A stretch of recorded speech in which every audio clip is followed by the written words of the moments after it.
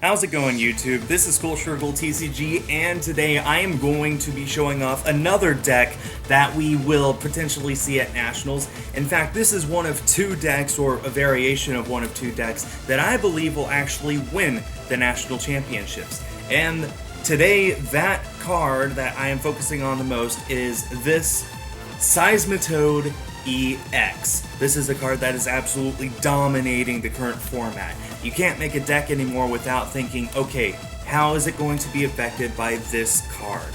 And this card doesn't seem that good to begin with. It has 180 HP, which is actually, not bad. It has a Grenade Hammer attack, which does 130, and then 30 damage to two of your benched Pokemon, not your opponent's, yours. That doesn't sound too good. Why would you ever want to hurt your Pokemon? Because you rarely ever want to use that, and when you do, you will probably have things like Mr. Mime on the bench to prevent the bench damage. What you want to do instead is use this attack, Quaking Punch. It deals 30 damage. Again, not much, but here's the thing. Your opponent can't play any item cards from his or her hand during his or her next turn. Item lock has always been a major pain. A really, really big thing, and this card gets an instant item lock. Your opponent doesn't need to... your opponent is stuck in an item lock for the entirety of their turn. So, in the past we've had things like Gothitelle and Trevenant where it was an ability instead of an attack. And there were things to get around it. You could Lysander out another Pokemon so you can get out of the item lock. You could maybe play a Garbodor with Garbotoxin, but instead, we just got a straight up attack, and it lasts for the entirety of your opponent's next turn. That is probably one of the strongest things in the whole format. You think, Skull, 30 damage? You're going to be knocked out before you knock them out, and the item lock won't matter after that point. Well, we have things to add to that, namely this line of cards right here. We haven't seen much of this actually until this year's regionals. This has been out since Plasma Storm, and yet we're just now getting to seeing it a lot because people begin to realize, you know what, the extra little damage that these cards can dish out is actually, it racks up pretty quickly. We have the Zubat, which isn't really what you care for. It's basically only there to evolve into Golbat with this Sneaky Bite attack. When you play this Pokemon from your hand, to evolve one of your Pokemon, you may put 2 damage counters on one of your opponent's Pokemon. It could be any of their Pokemon, and things like Bench Barrier from Mr. Mime, stuff like that, won't prevent the damage because this is damage counters. It's a little different than damage. Long story short, damage counters bypass his abilities that block damage. It also bypasses weakness and resistance and stuff like that. So we got Sneaky Bite from Golbat and Surprise Bite from Crobat, which puts 3 on. So if you manage to get a Golbat and a Crobat into play at the same turn, all of a sudden you're looking at 50 extra damage on top of Seismitoad's 30 from Quaking Punch, and you could do things like add this Hypnotoxic Laser, which adds another 10 in between turns for poison and potentially makes them fall asleep. Combine all that with Burbank City Gym right here, all of a sudden, your opponent's active Pokemon is taking 110 damage every single turn. It is a lot to set up, and at most you can probably only realistically ask for maybe 70, but it's still really, really good. And that's all the Pokemon that are in this deck. We're going to see so many variants of Seismitoad. We're going to see Seismitoad's Slurpuff. We're going to see Seismitoad Yveltal, Darkrai, and Nectric. We're going to see Seismitoad in a lot of decks, but I do believe that this is one of 2 decks that will win the National Championship. A deck revolving around this card, or at least has this card in the deck somewhere as something important. So yeah, that's all the Pokemon. Just got 3-3-2 line of Crobat. Some people play 4-4-3. I just like 3-3-2. That's just an example of how this deck works. A lot of people have been looking at these videos and thinking this exact deck list won't win. I probably agree with you 100%. This deck list right here probably won't win the National Championships, but it's an example of how the deck works, and I think that is what counts. So then, on top of all that, we've got stuff to really, honestly, troll your opponent. We've got stuff like this Super Scoop Up. And our ace spec of the deck is Scoop Up Cyclone, which means basically after you've evolved into Crobat, you can just play a Scoop Up Cyclone, put it all back in your hand, and start all over instantly. Some people like 4 Super Scoop Ups and using a different ace spec. Some people like the Scoop Up Cyclone and then no Super Scoop Ups. It all depends on your preference, your taste. Just trying this out and seeing what's most consistent for you. Okay, so how do we get all these Pokemon? Well, we have 4 Ultra Balls because I just believe that Ultra Ball is that important in this deck. We also have 2 Dive Ball, and I did pull both secret rares of this. I'm very happy about that. So Dive Ball gets Seismitoad with no drawbacks. It's such a powerful card. Expect to see Dive Ball a lot in Seismitoad decks. We also have, to troll the opponent, 2 Crushing Hammer to potentially discard energy attached to them. We also have Enhanced Hammer to get rid of those pesky decks where they have special energy, particularly stuff like Donphan or other Toad decks, which, you know, it's going to be difficult to play items, but if you can, and if you can get rid of an DCE on a Seismitoad, then that's huge. Also gets rid of special energy on, I don't know, maybe a Verizon Genesect deck that plays Herbal Energy, something weird like that. It gets rid of any special energy as long as you can play items. And that is one problem with this deck. It fails the mirror match. But it's still very, very powerful, and there are ways to get around it. If you guys watched the Madison, Wisconsin regionals this past August or spring, I think, I don't know, it was, yeah, it was spring. You will see that the top 4 players, 2 of them played this deck where they had bats, but they actually had Landorus instead of Seismitoad, and they both said that they lost to Toad because they relied so heavily on items. And the final match was actually a Bats Landorus deck against a Toad Slurpuff deck. And once again, Toad Slurpuff is good. It's another variant of Toad. This is just to show how the Toad deck works. So, but in that final match, what he believed was an auto loss, he actually managed to get around and actually win. So Bats can beat Toad. It's just a matter of skill and honestly luck. That the game is a lot luck centered. It's foolhardy to believe otherwise. So we have 4 laser to add the damage to Burbank City Gym. It's the typical 4 laser to Burbank that we've been seeing ever since Plasma Storm came out. We have 1 escape rope because every now and then we do start with a Zubat. We'll want to get out of that. We have 1 Sacred Ash just in case those bats go into discard pile. This can get back a whole line, almost 2 whole lines of bats with no drawback.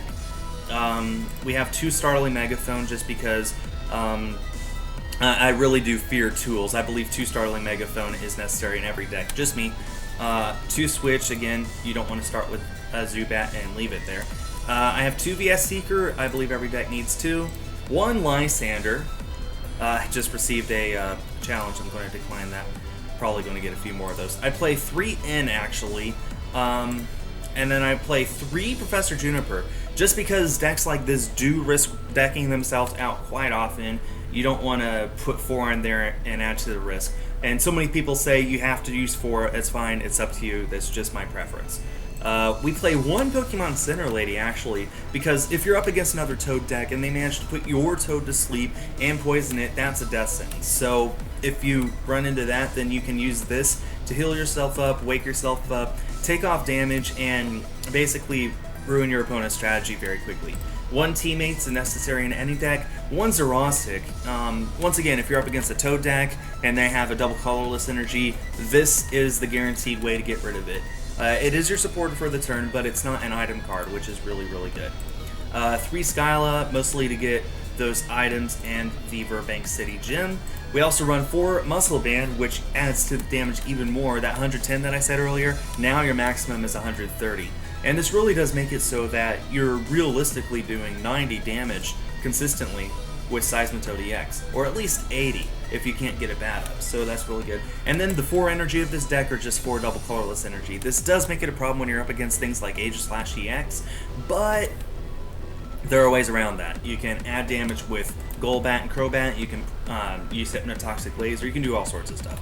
So this is the basic look of how the deck how I've built the deck. So let me go ahead and get into a game with you guys and show you how it works in action. Okay, it looks like we're finally going into a game. This is my 5th attempt at recording a game. Before this, I've had all sorts of interruptions. Everything from the phone ringing and stupid telemarketers simply hanging up once they found out someone answered the phone. I've had my family walk in through the door and start making noises. And then, at one point, the electricity went out because we had a thunderstorm. So hopefully this one goes well. I'm getting kind of frustrated right now. I'm tempted to just leave the intro video up and not even show you guys a match. But we're going to try. Okay, I started with a Zubat. They have a Tornadus and a Kangaskhan with Comic Punch on the bench, and Call for Family. I'm sorry that isn't loading right now. My internet is not the best. I'm going to go ahead and Dive Ball for the Seismitoad EX. And Zubat has this fun ability, as long as there's no energy attached to it, it has no retreat. So it would usually have a retreat of 1, but thanks to its ability, I can just retreat it for free. Go ahead and drop down the laser, get some extra damage in really early. Muscle Band on Seismitoad, and I guess I may as well Juniper. And, alright, I did get the double colorless, but... oh man, I did not get the, Burbank City Gym like I was hoping, so that's a little unfortunate. In fact, my only supporters now are teammates and Pokemon Center ladies, so that's one problem I've noticed with this particular version of my deck, is that the supporters are lacking. Maybe I should add more Juniper, and I don't know. I felt like I had a pretty heavy supporter line, and most of the games I played, they're either all clumped at the bottom of my deck with my double colorless energies, or they're all in my prizes and I never get to them. Okay, we do see the Bianca, and I'm sorry, once again, that is going to take a while to load, but that is a Bianca. Okay, and we see stuff hit the bench. We see a Quillfish and an Eevee. Okay.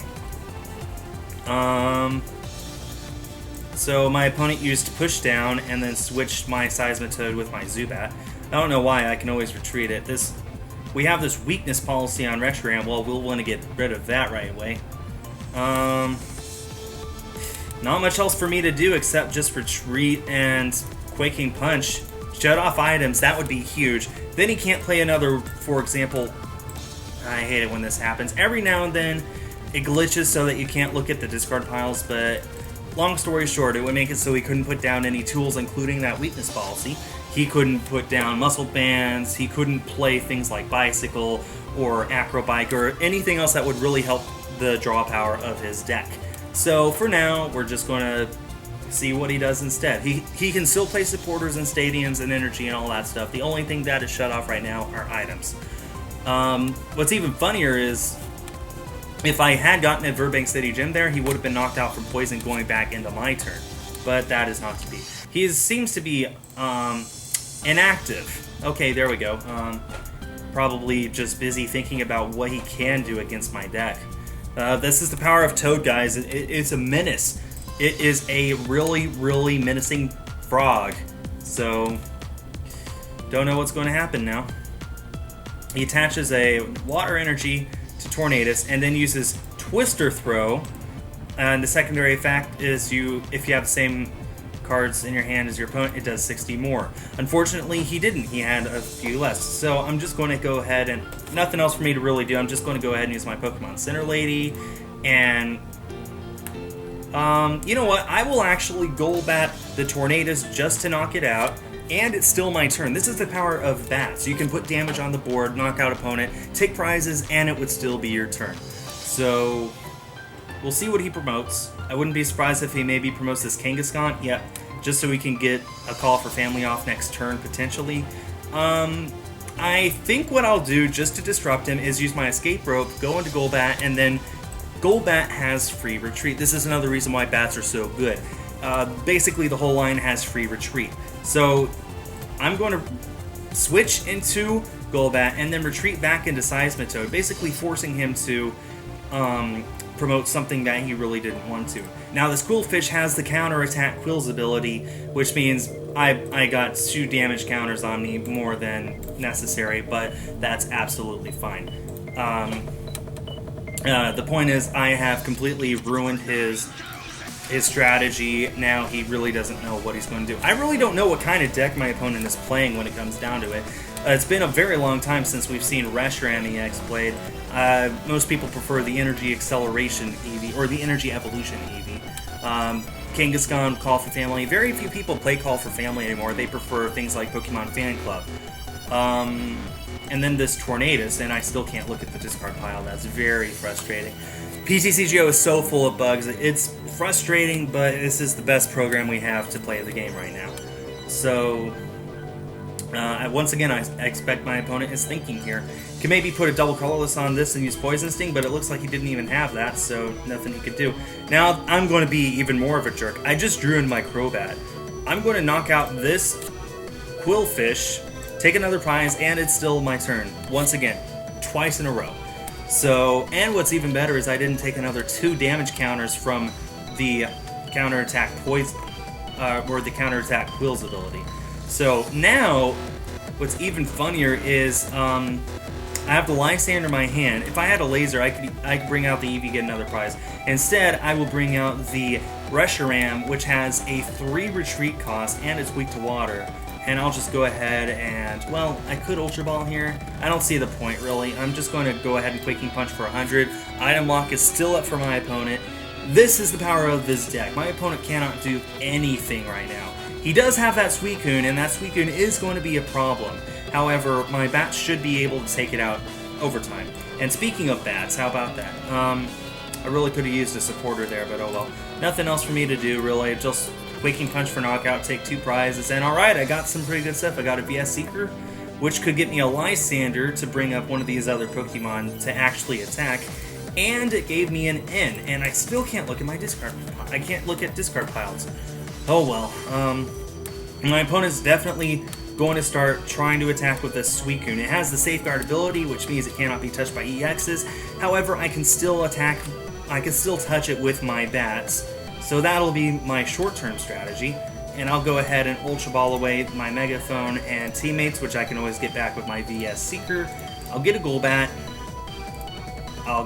There we go. Attach it to the Zubat. Target down the Suicune, and I'll go ahead and... Do I want a VS Seeker for the Lysander, or do I want an N? It'll get me fewer cards. I'm going to VS Seeker for the Ly. No, I could Skyla for a laser. I'm going to Skyla for the laser. This is one great thing about this deck, is even if you go up against things like a safeguarding Pokemon like Suicune or Sigilith, you still have plenty of ways to touch them. We got the bats, we got this laser, which just put it to sleep, and I'm going to Quaking Punch. Even though it won't deal damage, it'll keep the item lock going, and that's what matters.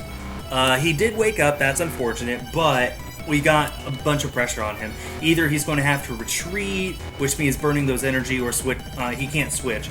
Or, well, it looks like he's just going to keep attacking with the Suicune, which means he's going to have to eventually just leave this thing to knock itself out.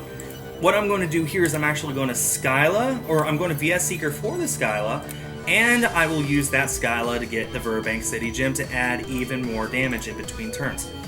This way, if he doesn't retreat, he's going to get knocked out by poison going back into my turn. This way, it either forces the retreat or allows him to just take his 2 prizes but also lose his safeguarding Pokemon.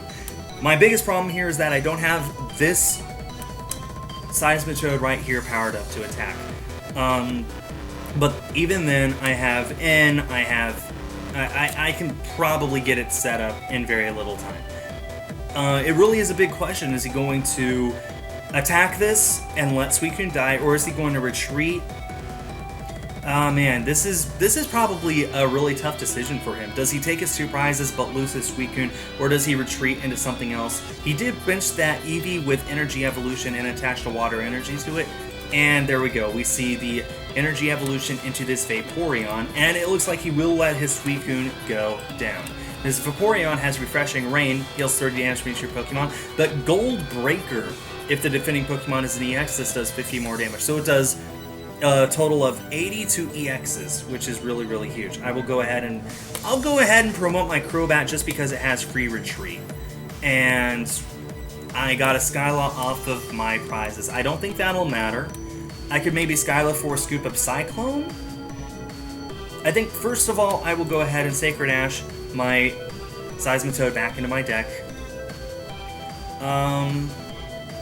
It is tempting to Skyla for a Scoop Up Cyclone. I think that's what I'll do, and then I'll end next turn. Okay, so there's a Scoop Up Cyclone, the A-spec of the deck. Just going to pull up this Crobat, and then bench the Zubat, re-evolve into Crobat, put 3 damage counters right here on this Vaporeon, and this thing can only do 30 to me, so I'm just going to go ahead and leave the Crobat active.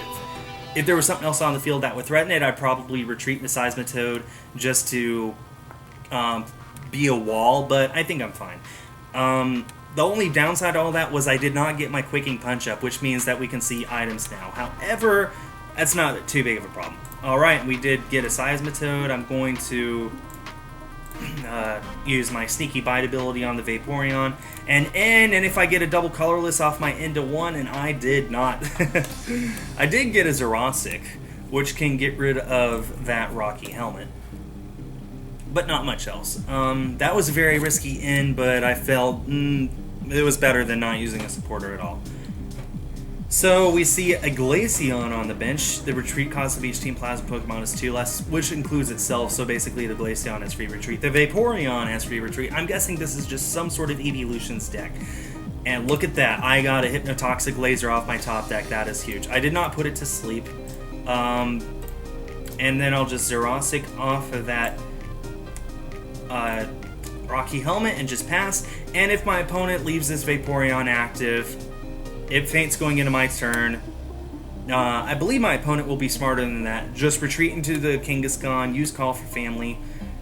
There's no way it can knock out this Crobat anyway. My opponent should probably be smart here and just retreat the Vaporeon, unless he's just tired of this battle going on, just wants to quit.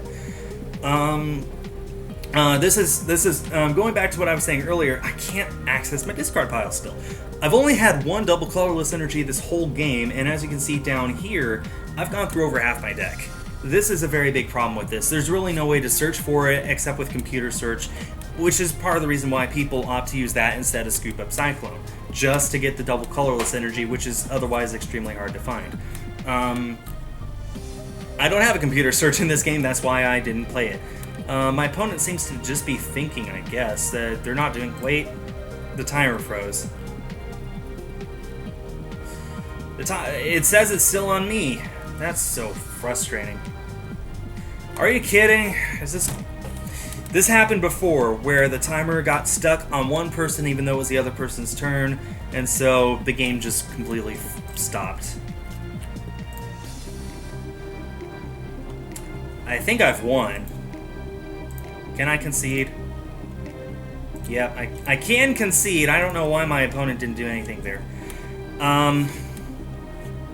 But that shows how the deck works. I'm not going to record another game. I've already explained that I've gone through so many. I think I would have won there anyway. But yeah, so expect to see Seismitoad Bats, or Seismitoad anything really, at Nationals this upcoming weekend, and it's just going to be a very powerful deck. So be on the lookout for it, guys, and I hope you guys enjoyed this video. Thanks for watching, and stay tuned for more.